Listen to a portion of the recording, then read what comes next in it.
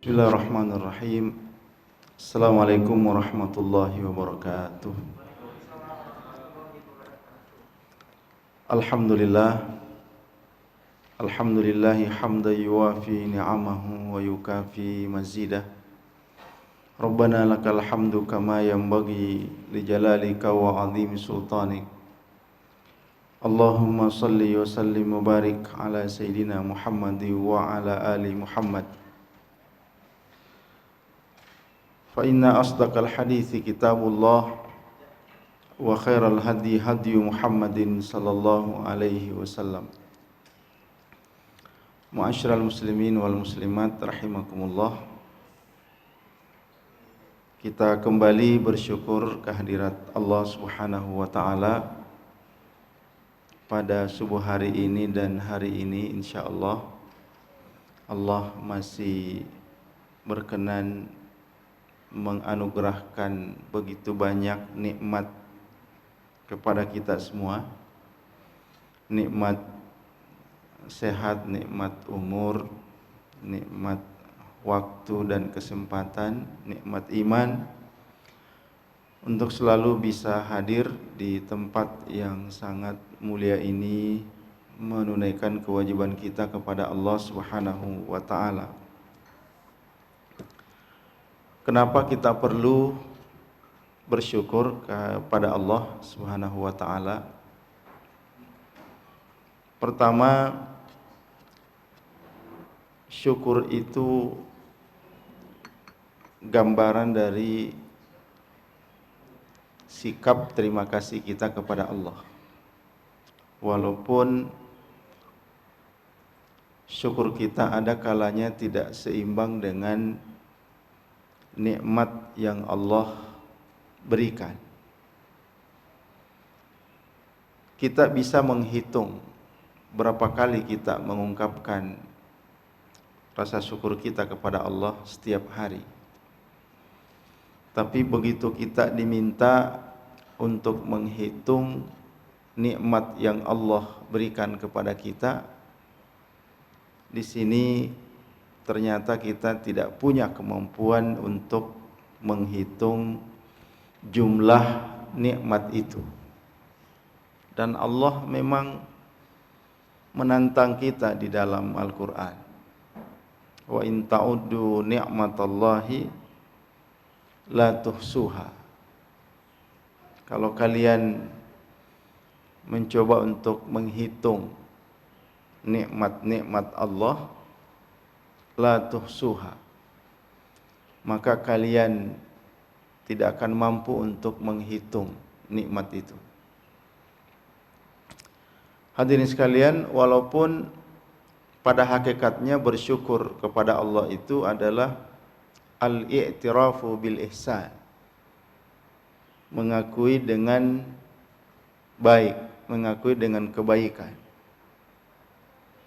Banyak ulama yang mendefinisikan apa sih yang dimaksud dengan bersyukur kepada Allah itu. Ya, banyak definisi, banyak penjelasan yang kita temukan, yang kita dapatkan dalam literatur yang disampaikan oleh para ulama kita.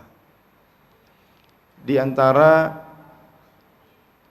pengertian syukur menurut para ulama kita itu adalah atharun ni'ami al-ilahiyati alal abdi fi qalbihi imanan wa fi lisanihi hamdan wa thana'an wa fi jawarihi ibadatan wa ta'ah.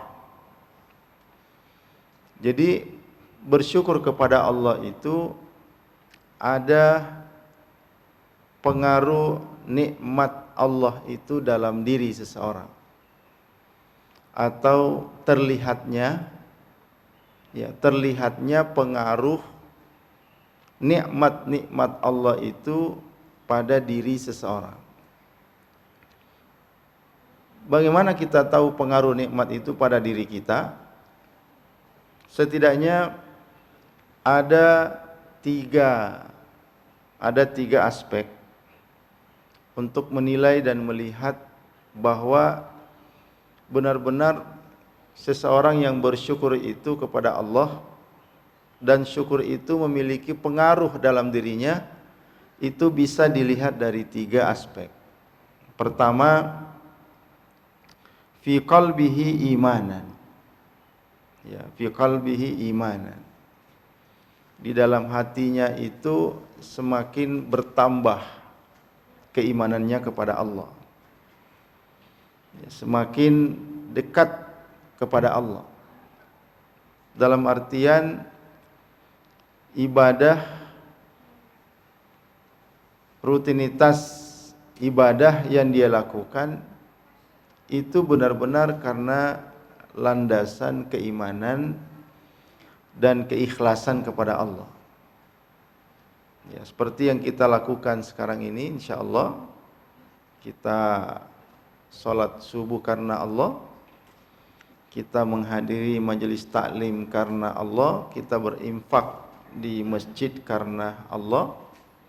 Itu semua adalah pengaruh, ya, pengaruh syukur terhadap nikmat-nikmat Allah yang ada bekasnya, ada dampaknya di dalam hati kita. Iman kita semakin kuat. Yang kedua, Bapak sekalian, wa fi lisanihi hamdan wa thana'an. Selain keimanan kepada Allah semakin bertambah, lisan kita juga semakin sering memuji Allah. Ya, lisan kita semakin sering memanjatkan pujian kepada Allah. Ya, ada kalimat alhamdulillah dan sebagainya. Makanya ada ulama yang pernah mencoba menjelaskan apa perbedaan bersyukur kepada Allah dengan sering mengucapkan kalimat alhamdulillah. Ya. Apa yang membedakan alhamdulillah dengan bersyukur kepada Allah? Ya, bedanya sangat jauh. Kalau mengucapkan alhamdulillah biasanya itu hanya sebatas pada lisan semata. Hanya di mulut kita saja. Tapi belum tentu itu bersumber dari hati kita yang penuh dengan keimanan. Ya, karena ya pada faktanya hari ini ya banyak orang yang tidak paham makna kalimat alhamdulillah, bahkan dia tidak pantas mengucapkan kalimat itu. Karena dia bukan bagian dari orang yang percaya dengan kalimat itu. Tapi pada hari ini banyak orang yang non muslim itu dengan fasihnya mengucapkan kalimat alhamdulillah. Ya, karena semua orang bisa mengucapkan itu. Ya, bahkan orang yang berhasil melakukan dan sukses menyelesaikan pekerjaan yang di mata Allah itu adalah perbuatan haram, perbuatan yang tidak baik, itu tidak segan-segan mengeluarkan kalimat di mulutnya dengan ucapan alhamdulillah. Alhamdulillah perampokan kita malam ini sukses.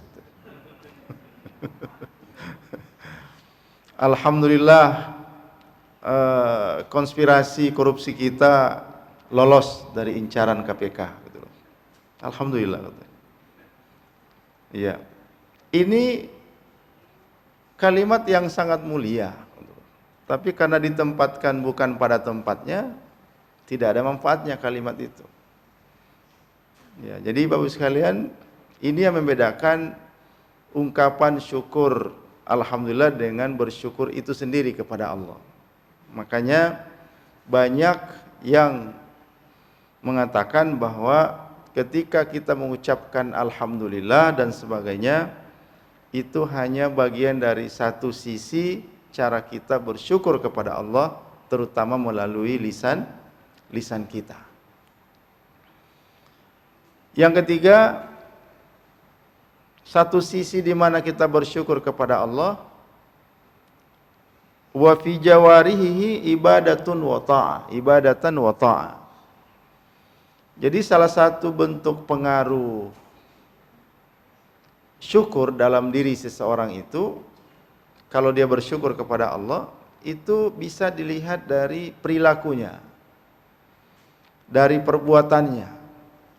Iya, perbuatan kita itu tentu tidak lepas dari peran anggota tubuh kita. Ya. Bapak punya keinginan untuk datang sholat berjamaah di Masjid Al-Akbar, tapi kaki kita nggak mau melangkah ke masjid. Nggak bisa, Pak. Nggak bisa. Ya. Kaki kita mau melangkah ke masjid, mau kaki ini membawa kita ke masjid, tapi hati kita yang nggak mau ke masjid. Nggak jadi juga. Ya, makanya bersyukur melalui anggota tubuh itu yang disebut dengan bil jawarih, itu tugasnya adalah taat kepada Allah dan beribadah kepada Allah.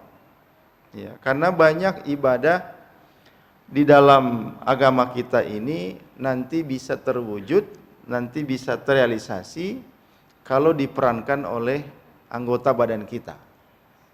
Ya, itulah seperti sholat, ya, ibadah haji, berinfak dan bersedekah. Kalau tangan ini tidak mau kita gerakkan menyerahkan infak ke masjid, ya nggak bisa. Ya, kalau tangan ini tidak mau kita ajak untuk menyerahkan sumbangan ke masjid, ya tidak bisa.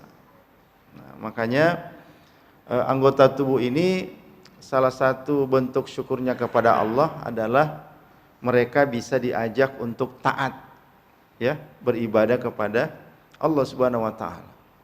Ya, karena kalau anggota tubuh ini tidak bisa kita koordinir dengan baik, sekuat apapun keinginan kita untuk beribadah kepada Allah, tapi kalau kepala ini tidak mau sujud kepada Allah, ya tidak bisa kita sholat.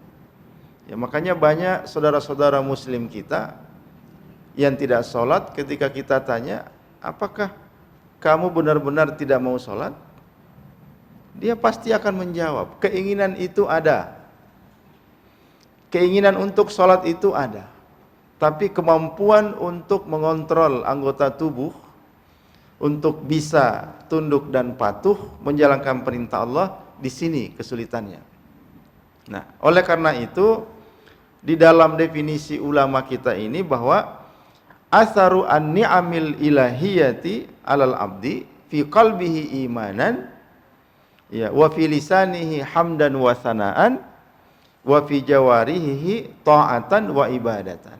Nah, jadi syukur itu adalah adanya pengaruh di dalam diri seorang hamba kepada Allah dalam hal imannya semakin bertambah, kemudian lisannya selalu memuji Allah, dan yang terpenting adalah anggota tubuhnya selalu taat dan patuh menjalankan perintah Allah. Nah, jadi sesungguhnya perpaduan tiga hal ini antara hati, kemudian lisan, kemudian anggota tubuh, inilah tiga alat yang mampu membawa kita benar-benar menjadi hamba yang bersyukur kepada Allah Subhanahu wa taala. Nah, hadirin sekalian yang dirahmati oleh Allah Subhanahu wa taala, di dalam syariat agama kita banyak metode, banyak cara yang menjadi bagian dari petunjuk Nabi sallallahu alaihi wasallam bagaimana caranya kita mengungkapkan rasa syukur itu kepada Allah. Salah satunya adalah dengan as-sadaqatu at-tasadduq an kulli mifsal. Jadi bagaimana kita membuat anggota tubuh kita ini bersyukur kepada Allah, selain tadi tunduk dan patuh menjalankan perintah Allah. Di antara usahanya itu adalah kita harus bersedekah sebanyak jumlah persendian yang ada di dalam tubuh kita.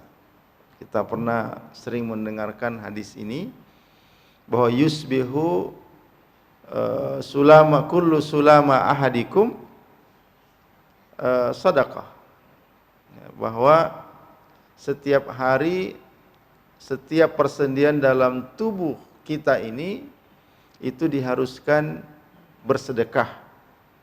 Walaupun ada sahabat yang bertanya kepada Rasulullah, siapa yang sanggup bersedekah untuk setiap persendian yang ada di dalam tubuhnya? Karena menurut penelitian bahwa jumlah persendian yang ada di dalam tubuh kita itu sebanyak 360 persendian. Ya. Ada sekitar 360 persendian di dalam tubuh kita, di mana setiap sendi itu diharuskan untuk selalu bersedekah setiap hari kepada Allah. Siapa yang sanggup bersedekah 360 kali setiap hari? Nah, makanya Nabi menjelaskan bahwa kullu tasbihatin sadaqah, ya, wa kullu tahmidatin sadaqah, wa kullu takbiratin sadaqah, wa kullu tahlilatin sadaqah, wa kullu amrin bil ma'rufi sadaqah, wa nahyin anil munkar sadaqah. Ya. Ketika kita kesulitan bersedekah sebanyak itu, ternyata Nabi memberikan solusi di dalam bersedekah itu, bahwa dengan memperbanyak membaca tasbih subhanallah, itu berarti kita bersedekah. Dengan memperbanyak membaca tahmid alhamdulillah, itu berarti kita bersedekah. Begitu juga dengan Allahu Akbar, la ilaha illallah, semua itu adalah ucapan yang membuat kita seperti orang yang bersedekah. Mengajak orang kepada yang baik-baik. Ya, kita bangun tidur di subuh hari, kita bangunkan anak dan keluarga kita untuk sholat subuh, itu sama dengan mengajak kepada kebaikan. Berarti kita sudah bersedekah pada saat itu. Iya. Kemudian mencegah orang untuk melakukan kemungkaran. Ya, kita meluruskan akhlak anak kita yang buruk, kita menasehati anak kita yang baik-baik dari perbuatan buruknya. Itu sama dengan melarang untuk melakukan kemungkaran. Dan itu juga di mata Allah adalah sebuah sedekah.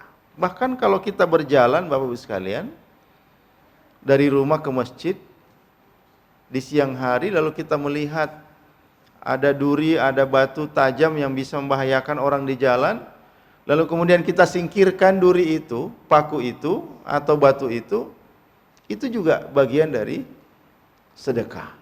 Nah, jadi banyak wasilah, banyak wasail yang Rasulullah sallallahu alaihi wasallam jadikan buat kita agar selalu bisa bersedekah dan bersedekah setiap hari.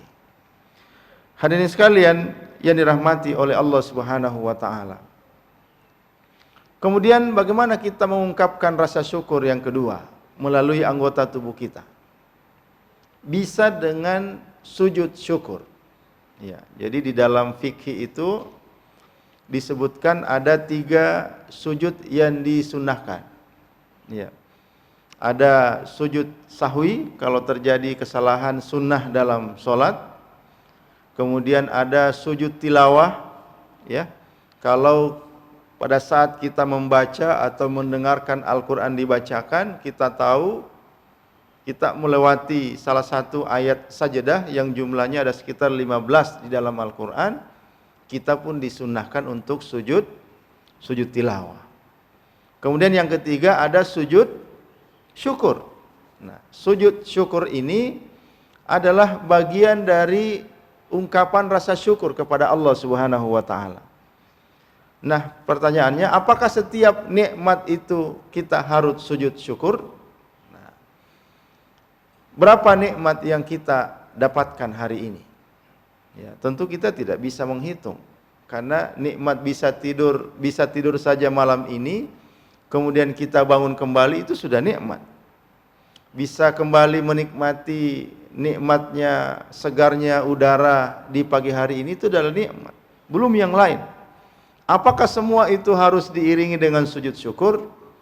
Maka kalau setiap nikmat itu diikuti dengan sujud syukur, maka waktu kita yang 24 jam ini Bapak Ibu sekalian tidak cukup kita gunakan untuk sujud syukur kepada Allah.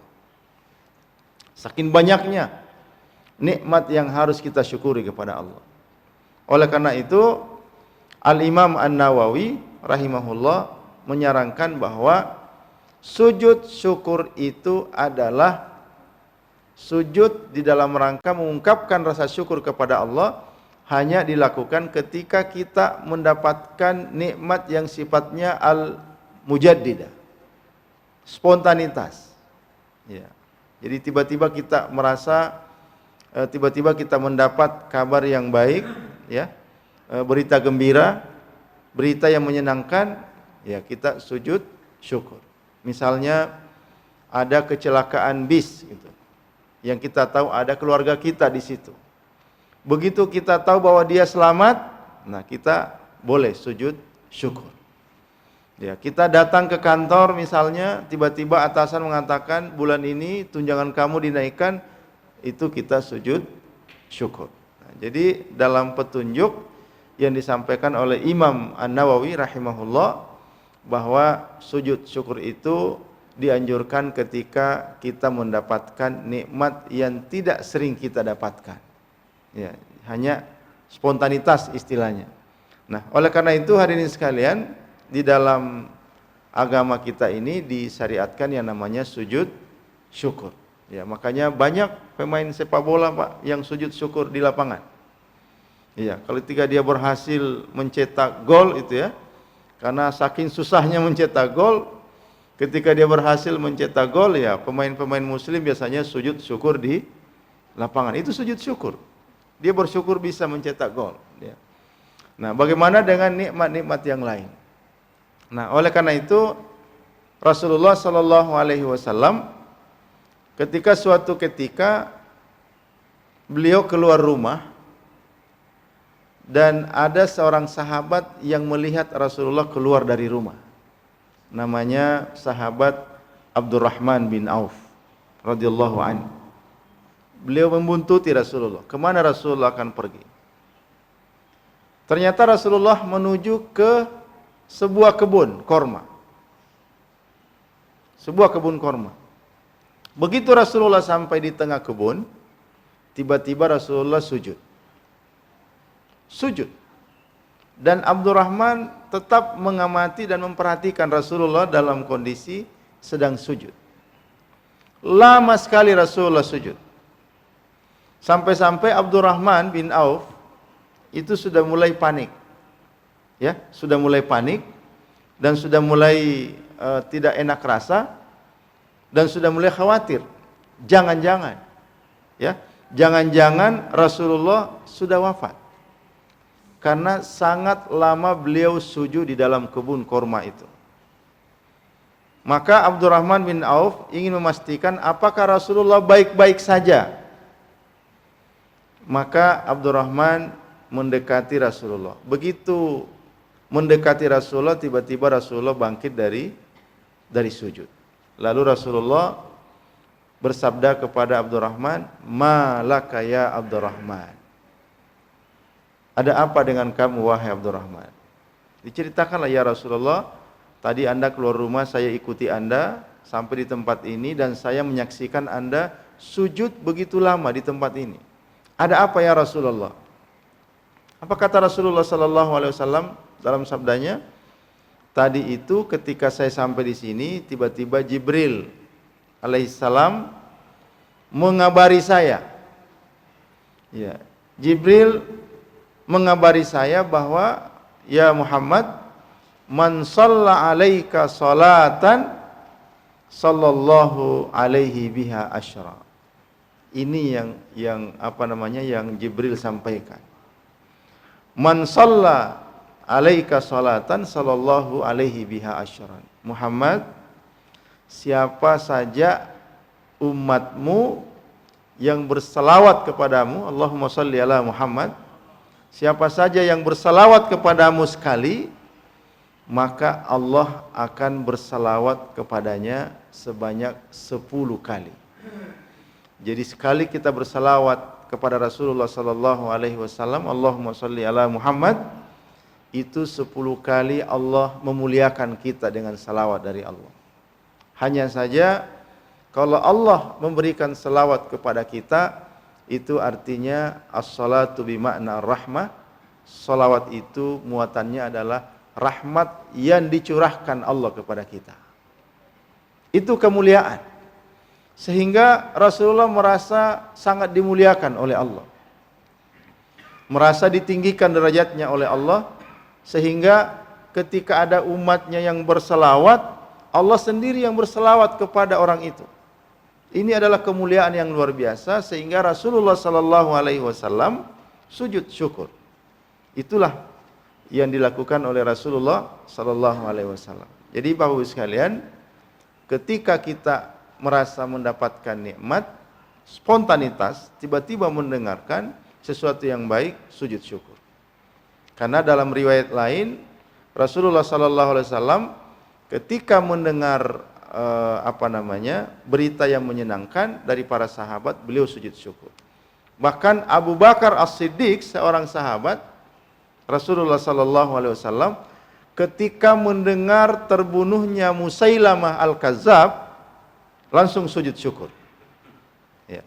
Bapak tahu siapa Musailamah Al-Kazzab? Ya. Musailamah inilah yang mengaku-ngaku nabi setelah Nabi wafat. Ya. Dan banyak orang yang terpengaruh.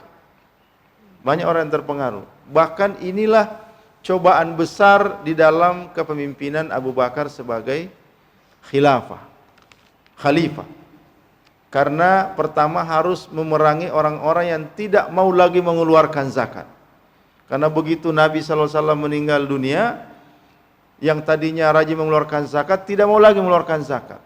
Maka Abu Bakar mengatakan, la uqatilanna man farraqa bainas salati waz zakah. Saya akan memerangi siapa saja yang berani mencoba memisahkan antara kewajiban salat dan kewajiban zakat yang Allah persatukan dalam Al-Qur'an. Makanya di dalam Al-Qur'an di mana disebut salat pasti di situ ikut zakat. Itu banyak sekali ayat yang kita temukan. Aqimus sholata wa atuz zakah. Nah, ini Abu Bakar mengatakan, siapa yang berani memisahkan kedua ini, saya akan perangi mereka.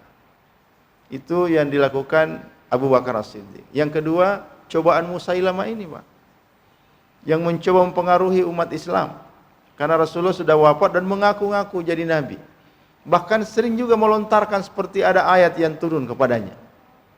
Nah, jadi akhirnya ketika Abu Bakar As-Siddiq radhiyallahu an mendengar Musailamah terbunuh, maka beliau langsung sujud syukur kepada Allah. Terakhir Bapak Ibu sekalian, di dalam bersyukur kepada Allah, ya, saking pentingnya namanya bersyukur kepada Allah dan saking beratnya selalu bersyukur kepada Allah, Nabi meminta kita untuk selalu minta tolong kepada Allah agar selalu bersyukur kepada Allah. Dan itu Rasulullah sallallahu alaihi wasallam ajarkan kepada sahabat Muaz bin Jabal. Jadi Rasulullah pernah bersabda kepada sahabat Muaz, bahkan ini adalah salah satu wasiat Rasulullah sallallahu alaihi wasallam kepada sahabat dan juga menjadi wasiat buat kita semua. Rasulullah mengatakan, ya Muaz, ala usika, wahai Muaz, mau enggak kamu saya beri wasiat? Ya. Bala ya Rasulullah, saya mau ya Rasulullah. Faqala Rasulullah sallallahu alaihi wasallam, la tada'anna dubura kulli salatin antakul. Ya Muaz, wasiat saya kepadamu, jangan pernah kamu tinggalkan setiap kali kamu selesai sholat, jangan sampai kamu tidak membaca doa, Allahumma a'inni ala dzikrika wa syukrika wa husni ibadatika. Itu doa yang diajarkan Rasulullah kepada Muaz sekaligus wasiat Rasulullah sallallahu alaihi wasallam kepada sahabat Muaz bin Jabal, dan juga menjadi pesan dan wasiat buat kita semua untuk selalu membaca doa itu. Allahumma a'inni ala dzikrika wa syukrika wa husni ibadatika. Ada 3 permintaan di dalam doa ini, di mana kita diminta oleh Rasulullah sallallahu alaihi wasallam untuk minta tolong kepada Allah. Ya. Karena tanpa bantuan dari Allah, tanpa pertolongan dari Allah, kelihatannya 3 hal ini tidak bisa kita lakukan. Iya. Makanya Rasulullah mengatakan Allahumma a'inni. Ya Allah, tolong bantu saya. Tolonglah saya. Beri kemampuan kepada saya ya Allah, ala dzikrika. Pertama, untuk selalu mengingat kepadamu. Ya. Jadi ternyata mengingat Allah itu juga urusan berat, karena saking banyaknya yang bisa menghalangi kita untuk mengingat kepada Allah. Buktinya banyak orang yang meninggalkan sholatnya karena alasannya macam-macam. Padahal sholat itu didirikan untuk berzikir kepada Allah. Aqimis sholata li zikri. Dirikanlah sholat itu untuk mengingat kepadaku. Kemudian yang kedua, ya, wa ala syukrika. Ya Allah, bantu saya untuk selalu bersyukur. Nah, di sini materi kita bahwa ternyata di dalam bersyukur kepada Allah, untuk konsisten bersyukur kepada Allah, untuk rutin dan selalu bersyukur kepada Allah, itu perlu bantuan dari Allah. Allahumma a'inni ala dzikrika wa syukrika. Kemudian wa husni ibadatika, dan bantu saya ya Allah untuk selalu memperbaiki ibadahku kepadamu. Nah, oleh karena itu hadirin sekalian, sebenarnya apa yang sudah kita lakukan subuh ini di masjid ini dengan sholat subuh berjamaah, kalau kita menyadari sebenarnya kita sudah melakukan perpaduan 3 dimensi syukur tadi kepada Allah. Kalau tadi syukur yang sempurna itu adalah bagaimana memadukan dalam diri kita dengan syukur melalui hati, syukur melalui lisan, dan syukur melalui anggota tubuh. Penjabarannya sebenarnya ada dalam sholat. Ya, ada dalam sholat. Pertama, syukur membuat kita selalu ikhlas, ya, memperbaiki iman kita kepada Allah. Dan di dalam sholat itu ada niat. Bahkan sebelum kita sholat itu kita niat. Apa yang kita niatkan di situ? Inti niat kita adalah kita lakukan sholat itu karena Allah. Makanya di ujung niat kita itu kan ada lillahi ta'ala, bahwa sholat yang akan kita lakukan ini semata-mata karena Allah. Nah, semata-mata karena Allah itulah keikhlasan itu. Dan keikhlasan itu adalah pekerjaan hati, bukan pekerjaan siapa-siapa. Ya, makanya ada ulama yang menyarankan agar doa itu cukup di dalam hati kita saja. Karena niat itu kan pembuktian ketulusan dan keikhlasan kita beribadah kepada Allah. Dan itu hanya bisa dilakukan oleh hati kita, bukan dengan lisan kita. Ya, seseorang bisa mengatakan ikhlas dengan mulutnya, tapi belum tentu dia tulus dengan hatinya. Ya, makanya ada ulama yang mencukupkan niat itu cukup di dalam hati saja. Karena itu memang pekerjaan hati. Dan di dalam sholat kita temukan itu. Yang kedua, kalau tadi syukur itu melalui ucapan, pujian kepada Allah, alhamdulillah dan seterusnya, di dalam sholat itu penuh dengan bacaan. Penuh dengan bacaan dan doa. Kita diminta untuk mulai dari takbir, baca doa iftitah, baca surah Al-Fatihah, baca surah. Ketika sujud juga kita baca, i'tidal juga baca, sujud juga baca, duduk tasyahud juga membaca. Itu semua adalah ucapan-ucapan yang baik, yang intinya adalah memuji Allah Subhanahu wa taala. Jadi di dalam salat itu penuh dengan pujian kepada Allah, di mana itu adalah salah satu dimensi di dalam bersyukur kepada Allah. Yang ketiga, di dalam salat itu ada gerakan. Ya, ada gerakan berdiri, ada gerakan ruku, membungkuk, kemudian ada gerakan sujud, duduk. Nah, ini yang melakukan ini adalah anggota tubuh kita. Kita angkat tangan, ya, kita gerakan punggung kita dan semuanya, yang artinya di dalam sholat itu ada gerakan-gerakan yang dilakukan oleh seluruh anggota tubuh kita, di mana di dalam bersyukur kepada Allah, salah satu dimensinya itu adalah membuat anggota tubuh ini bersyukur kepada Allah. Nah, jadi melaksanakan sholat itu sama dengan kalau kita mengungkapkan rasa syukur kita kepada Allah Subhanahu wa Ta'ala. Makanya di dalam perintah bersabar di dalam Al-Quran itu, ya ayyuhalladzina amanu ista'inu bis-sabri was-shalah, wahai orang-orang yang beriman, minta tolonglah dengan salat dan sabar. Sebelumnya ayat ini Allah menyinggung kalimat syukur. Ya, Allah menyinggung kalimat syukur, fadhkuruni adzkurukum washkuruli wala takfurun.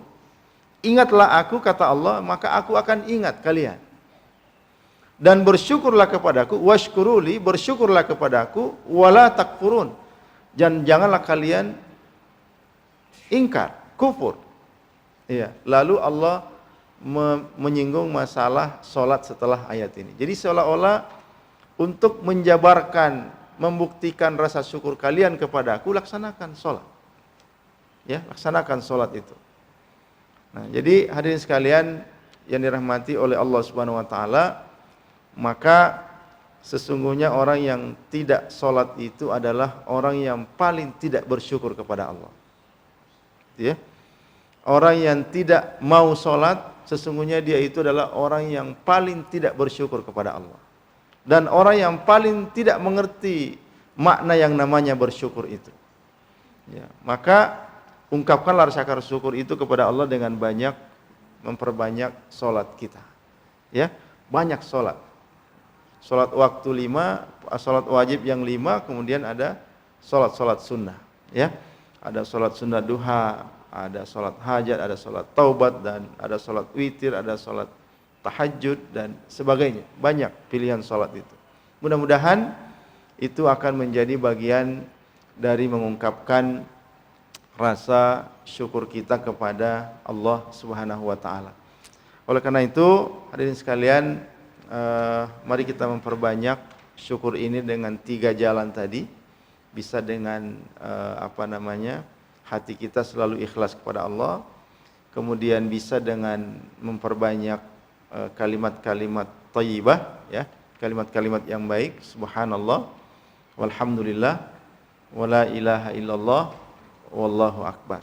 Bisa juga dengan syukur melalui anggota tubuh kita, perbanyak melangkah ke masjid, perbanyak bersujud kepada Allah Subhanahu wa Ta'ala, perbanyak mengangkat tangan untuk membantu orang lain, perbanyak menggerakkan tangan untuk berinfak kepada masjid dan sebagainya. Insyaallah semua itu adalah bagian dari bersyukur kepada Allah. Dan apa janji Allah untuk orang-orang yang bersyukur?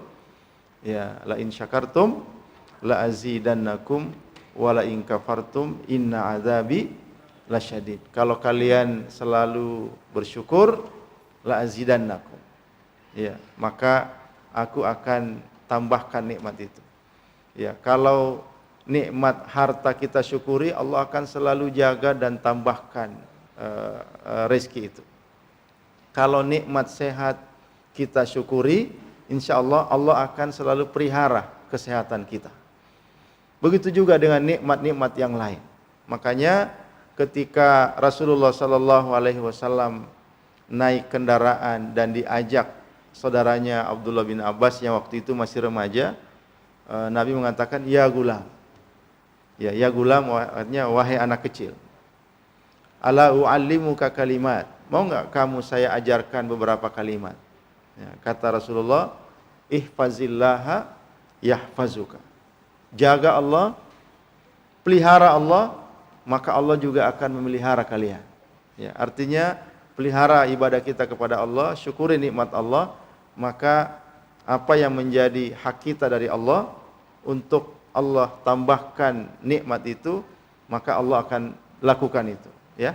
Karena ihfazillaha yahfazuk. jagalah Allah, peliharalah Allah, maka engkau akan mendapatkan perlindungan, pemeliharaan dari Allah Subhanahu wa taala. Saya kira ini saja kajian kita untuk pagi hari ini. Mudah-mudahan bermanfaat untuk kita semua. Lebih dan kurangnya mohon dimaafkan.